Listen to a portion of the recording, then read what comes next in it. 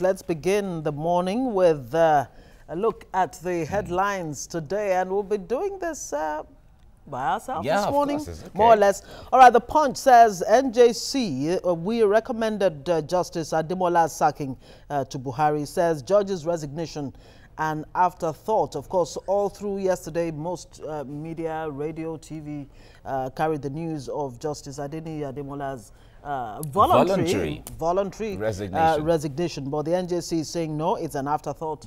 We actually recommended him for a sack. Now, originally, his resignation or retirement is due in about 3 months. He's doing that, or that resignation was 3 months ahead of the retirement age. But certainly with all this now is the revelation that he's giving a little twist to what the story is. Yes, indeed. Of course, Justice Ademola was one of the judges that was stormed by the DSS a few last months ago. year. Oh, was it last year now? Last year, actually. How time flies. Yeah. All right, foreign rice in Nigeria smuggled. Some are poisonous. That's the federal government telling us there.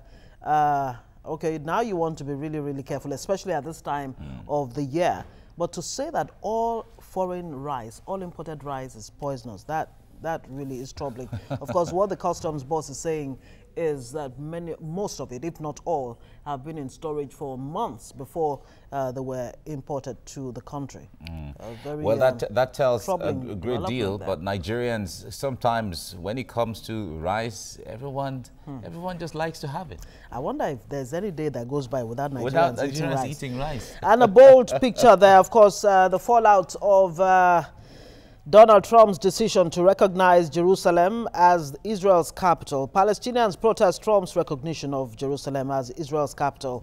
Of course, the international community has been condemning this move by Donald Trump, and we're seeing the immediate result of that. There has been a very wild protest where the American flag has been burned and effigies of the President Trump also has been burnt in parts of West Bank and also in East Jerusalem and all of that. But that's all the reaction. But from what international analysts are saying, in the coming days, we're going to see a new dimension of things.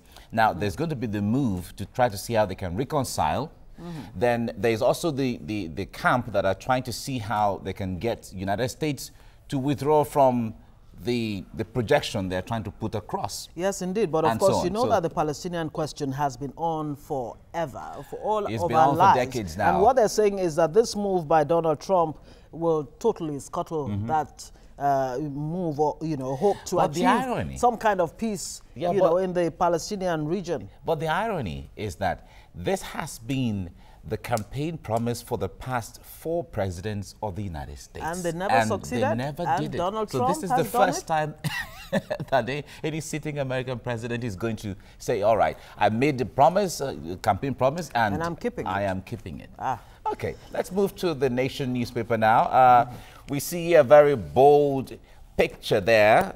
Cristiano Ronaldo eventually has squared up with Messi as winner of the Ballon d'Or for the 5th time running. So it's a very great record, and it's really, it was expected anyway. Yeah, it was expected. At 32, Ronaldo is doing... he is doing well. He's still on top of his game, obviously. All right. Now, the other headline here says, Buhari, looters won't return to power in 2019. How do you guarantee that? Well, Nigerians, these are the kind of stories Nigerians certainly will taunt at and say, well, there was the same promise you gave in 2015. Yes. And we still hear of corruption, we still hear of all of these things, to fight against all of that. So what's going to be the difference? Yeah. So this may just be a campaign from what people say sometimes. Maybe looters means something else. Maybe looters in the mind of Mr. President means PDP. Well, we don't know. We're not too sure. He said recovered assets are for sale, and anti-corruption fight is government's most difficult task. You remember in the papers yesterday, he said we leave... leaving it to God, we leave corruption to God to judge. And Nigerians are saying, well, are you giving up on the fight against corruption? That's what it looks like. It's like a cry for help. All right, we have another one here. PDP convention, G3 Atiku runs to IBB. All right, he held a meeting yesterday at the Mina hilltop home of former military president Ibrahim Badamasi Babangida. Yeah. And the outcome of that meeting has not been made public yet, but I know in the coming days we'll get to know the details. But wasn't he advised recently to actually go to OBJ?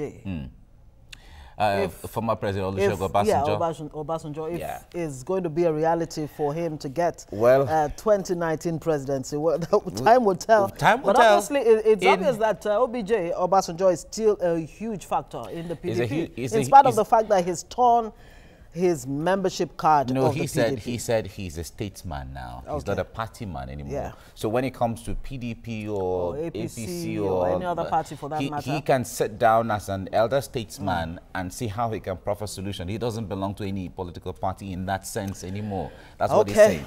Let's see if he'll play we certainly look towards the PDP convention tomorrow, because all these are parts of preparation or build up to the election. Yes, indeed. And the Daily Sun reports, it says PDP 0R support base for seconders widens as Southeast queues in. Lobby for Adeniro intensifies. Ladoja Dokpesi press on. Atiku in Mena woos IBB. That's on the front page of the Daily Sun. And economy wreckers jostling for presidency. That's Buhari speaking there. Of course, Buhari was in Kano for 2 days, and according to them, he's gotten a second-term endorsement in Kano, judging by the turnout, to welcome him to Kano. But the PDP is saying that huge crowd doesn't translate to votes in any way. Yeah, but the APC in Kano has endorsed him, supported him to contest for 2019 election. But the point there is, in the political equation of Nigeria, any political party that owns or that takes over or that wins in Kano and wins in Lagos most likely will carry the day. Yeah. So. Okay, let's find out if that will happen in 2019. What else do we have here? Fuel normalcy returns to Lagos, Abuja, thankfully, and Pengasan threatens strike. Okay.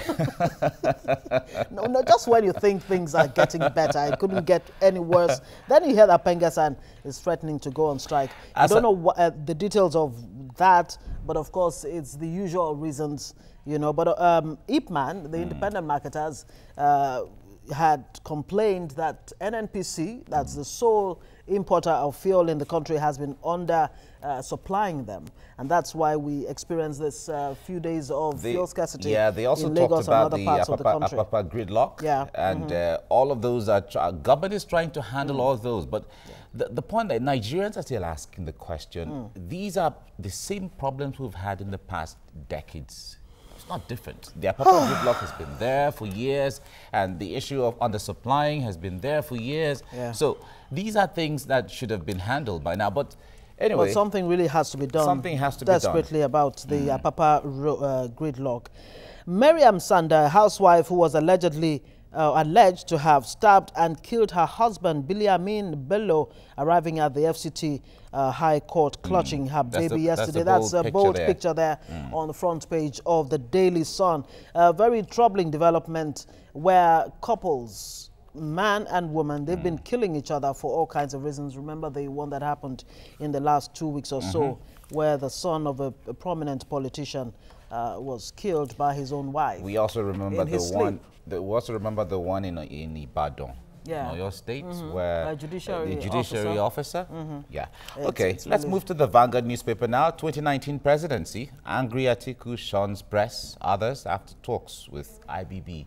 And PDP chairmanship contest down to 3-man race. And Southwest aspirants to produce consensus candidates. Now, we know the word consensus is still, rearing up one way or the other. Now, the point there is, from the reports we're getting, it seems the South is trying to project a candidate. The governors are trying to project a candidate. They're trying to align with the North and all of that. Now, Uche Secondus is a front runner now from what we are seeing, the reports we're getting. Yeah, and then there's the issue of micro-zoning, which some people have been saying is an attempt to narrow it down to the South southwest. But the acting national chairman has said there is no microzoning. No microzoning. We have zoned it to the south, so all southerners, it is your do anything you want to do within yourself and all of that. So we see, and Raymond Dokpesi is saying, I am not stepping down. I'm not stepping down at all. He is still going ahead. And he's from the same zone with Uche Secondus, from the south-south. And from the southwest now, in fact, they have been calling for a consensus. In fact, they've been calling for Southwest to be left to produce the next national chairman. Well, so, with two people coming from the south-south, that might split the votes and even make it a lot easier for the Southwest candidate, whoever that would be. No, but it depends. It depends on the alignment with the North. Because, you know, the North can decide to have a block vote. And if they bring their block vote from the 3 senatorial zones in the North and decide to pour it into anybody's ballot, so that's how it's you know that when push comes to shove, the North have perfected the art of, you know, speaking with one voice. With one voice. To support whoever they want to support. That homogeneity in the North is sometimes is more formidable than the one in the South. Now we have, again, Ronaldo wins the Ballon d'Or. Yeah, we've talked about that. Then Naira appreciates to 360. Yeah. It's been stable, but just a little, because 2 days ago it was 360.9 something, and then it's now 360.31 and all of that. And but it has been relatively stable. Yes, indeed, and the foreign reserve too is looking really good. Appreciating, which is good. 38 billion. Yeah, exactly. Getting close to 40 NJC billion. tackles Justice Ademola recommences retirement. Yeah, we've talked about that. And the federal government initiates 3-pronged strategy to end fuel crisis. That is what Nigerians are looking forward to. I am baffled at PDP's comeback bid. Nigeria, my problem. Buhari is saying that. Wow. That's some of the stories on the Vanguard. And finally, from this day, Buhari, of course, my Kano visit reception is a clear message to the opposition. Well, opposition is saying it's no clear message as far as they're concerned. State APC endorses president to sue him if he fails to contest in 2019. Now, that's a totally different dimension. Imagine that Buhari says, no, I'm not interested in 2019. And his party members take him to court. You take him to court. And then we wonder how the court is going to rule that. Exactly. I'm sure it will get to the Supreme Court for that matter. Kachiku rolls out emergency plan to end petrol scarcity. We can't wait for that to end really finally. NJC rejects Justice Ademola's resignation, retires him, another judge compulsorily. And Boko Haram threat to bomb Abuja, other cities real, warn police. Of course, police has been saying that they're on top of the situation. They have not let down their guard. The terror alert is still very high. Well, you remember the minister of information, Lai Mohammed, said there is no cause for alarm. You remember we talked about this a few days ago? That's what he said. There was no cause for alarm. No cause for alarm. It's all right. But that's not to say they should let down their guard.